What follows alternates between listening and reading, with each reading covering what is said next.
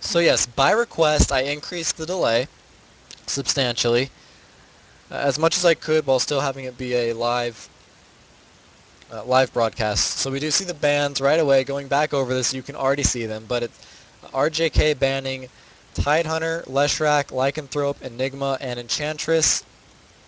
UZI banning Chin Invoker, Nature's Prophet, Anti-Mage, and Sand King. 10 seconds remaining. Mayhaps, Elf, you will co-commentate one of these days. It's already very hectic right now. I do apologize. I just had to throw this up. Like, I literally had 20 minutes warning to get this going. So, for the finals, I will have co-commentators if it coincides with the right timings.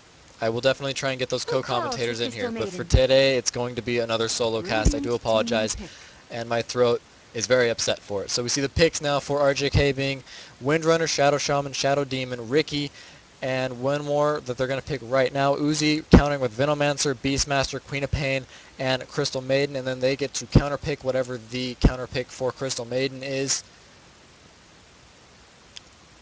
So a little note on both of these teams. They both crushed through the bracket so far to get to the semifinals. UZI breezed through their 2 games. RJK breezed through their 2 games. FG and MB4 were favorites to win this, and they were shown up completely by these 2 teams. So hopefully we'll see FG and MB4 come in on the next tournaments. There's already 2 more signed up. There's already 2 more tournaments available to sign up for. So hopefully we'll see them return and some rematches for UZI and RJK against their respective competitors, as both teams are very solid, but this time it is RJK and UZI that made it to the semifinals. The winner of this will go against WM. WM beating TG in their match. Go ahead and look at the brackets real quick since they're taking a long time to pick. We do see TG beat WM in their match coming up from NWO. We got to catch that game, but they specified I do not broadcast this game, so we'll hopefully be able to get into this final, but they did not want us to show that game. So we see the final pick now coming out being Vengeful Spirit for RJK and Slardar immediately coming out for the UZI team. So we'll be getting right into the game here. Everyone's going to start picking who they want to play. It'll lag a little bit here, so bear with me as everyone gets their heroes in place. Again, the lag time for the stream has increased a little bit by request of UZI Monsieur.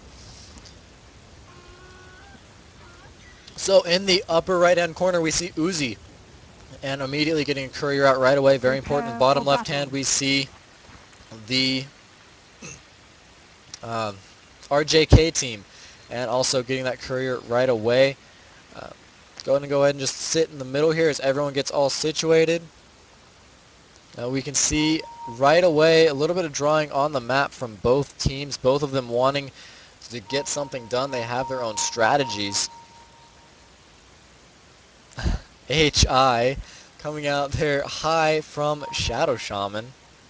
Oh my.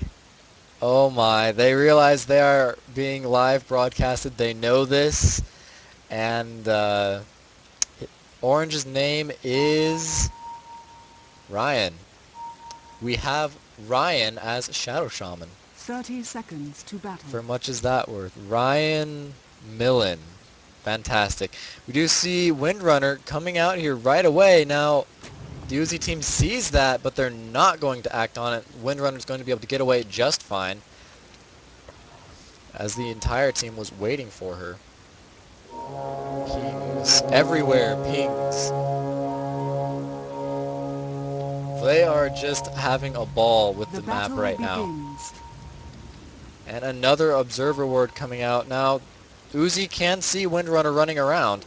Looks like we will have Beastmaster blocking the creeps right away, as well as Slardar, Vengeful Spirit, picking up that invisibility room right away. Looks like he wants to get an early gank, and it'll be a tri-lane. Now, we had a little discussion about this last time as how dangerous this tri-lane can be, but if it works out, it'll be absolutely amazing as to basically demolishing UZI. But we also have a response of another tri-lane that has the reverse, trying to get a little bit of damage done on Windrunner. and they show their tri-lane right away on top. No secrets. Venomancer getting that clarity done, get everything going. Again, this very strong point of Venomancer is in fact in his spells and abilities. Beastmaster pulling out the Ancients. Looks like he would actually be able to kill the Ancients. Oh, okay, so I see exactly what Beastmaster is doing. He's multiplying the Ancients. He's pulling them away, letting them spawn again, and then putting them back. So later, he can take more. So Vengeful Spirit coming in right away. Going to get a couple hits on Beastmaster, but no big engagement quite yet. I do see a Shadow Shaman versus Queen of Pain in the middle. Should be a very interesting matchup. Queen of Pain, very good matchup for Shadow Shaman. Very interesting by both teams that they're opting to go for the tri-lanes. Now we do see Beastmaster chilling out at the Ancients again, but what is he going to do? He's not pulling them into the creeps, so it'll be very interesting to see how he goes about this. Doing more damage. Wow, Venomancer diving in. And the entire team diving in, getting first blood on Windrunner. My apologies for missing that. We do see Vengeful Spirit getting now Illusion. And Beastmaster multiplying these Ancients again. Looks like he's going to use his area of effect physical damage and actually get a ton of golden experience because he knows he can't farm on this lane. It's a tri-lane against him. Level 3 to the level 1 Beastmaster, there is not much he can do.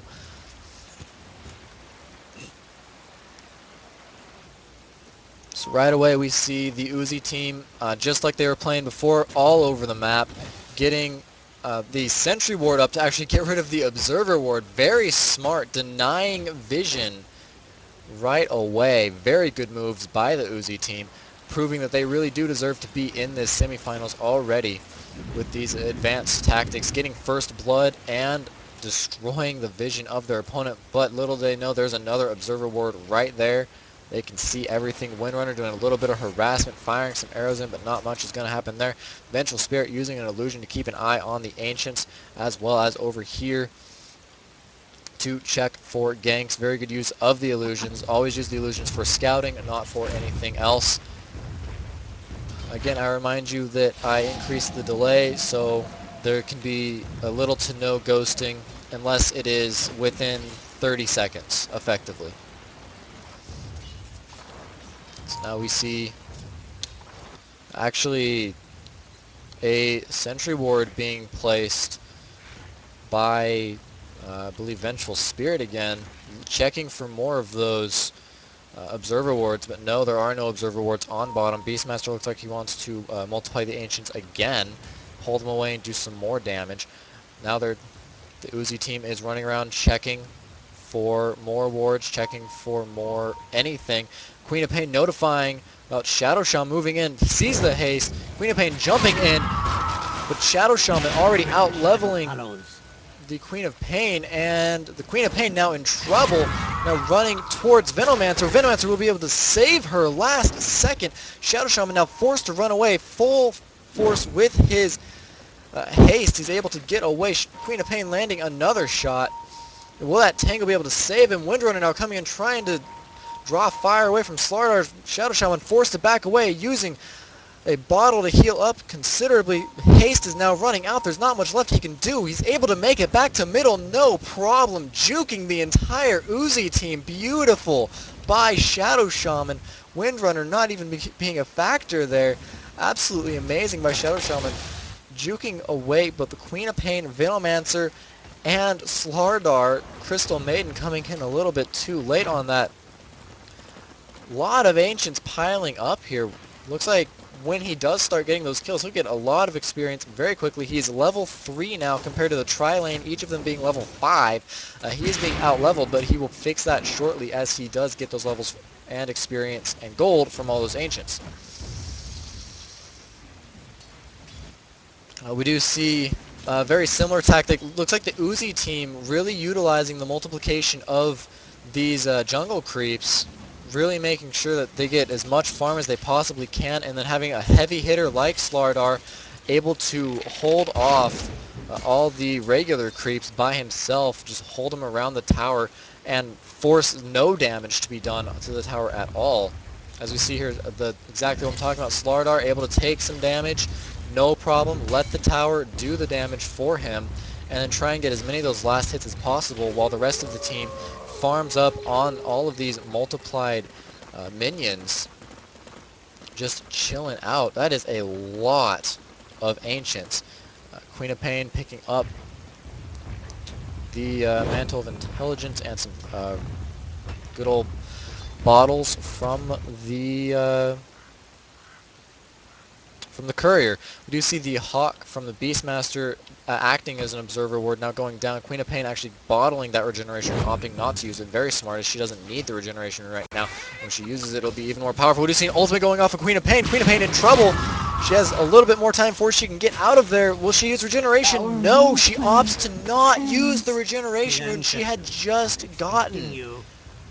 Wow, she could have potentially saved herself, but no, she went down. She only had 1 second left on the blink that she would have been able to get out of there.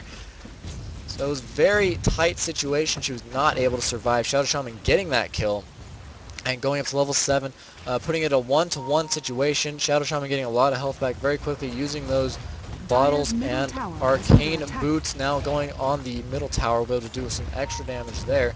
I'm getting confirmation of my suspicions as to why she didn't use it. Is that regen is in fact nullified by taking damage, so it would have been a waste. That was my suspicion, but I wasn't going to say anything, so thank you to Elf for clearing that up for me. Do see a little bit more drawing on the map, looks like, but Shadow Shaman may be in trouble. Let's see, Queen of Pain jumping right in a little too early, giving away the gank that they wanted to do. Queen of Pain now forced to go down, and they will get Shadow Shaman. Shadow Shaman not getting the stun and the eventual kill on the Venomancer. Beastmaster forced all the way back to his tower again, picking up now the Soul Ring. We see Vengeful Spirit chilling out, looking for a rune on bottom. Not gonna see it, as that was taken quite a bit ago. It will not have been respawned yet. Ricky, level 6 compared to the level 4 Beastmaster. Tri-laning is proving to be very effective on both sides. Queen of Pain getting that regeneration right away. I'm kind of confused as to why she'd use it all the way back there. Shadow Demon now getting haste, running back into the middle. And looks to be an engagement on Crystal Maiden. And Crystal Maiden goes down immediately. Oh, looks like she wanted to place some of these wards, but not enough time. And just not a good place, as RJK already has these wards up. They could see her movement, so there's just not a good place for her to be at that time. Beastmaster getting some kills on the Ancients already. With these wild axes, he'll be able to get more very soon, waiting for them all to turn around. 2, 1. He has to wait until the Soul Ring. He can use the Soul Ring, there we go. So he doesn't even have to use the Soul Ring right now. He can use it. Bunch of kills right there on the Ancients. Lots of experience, lots of gold.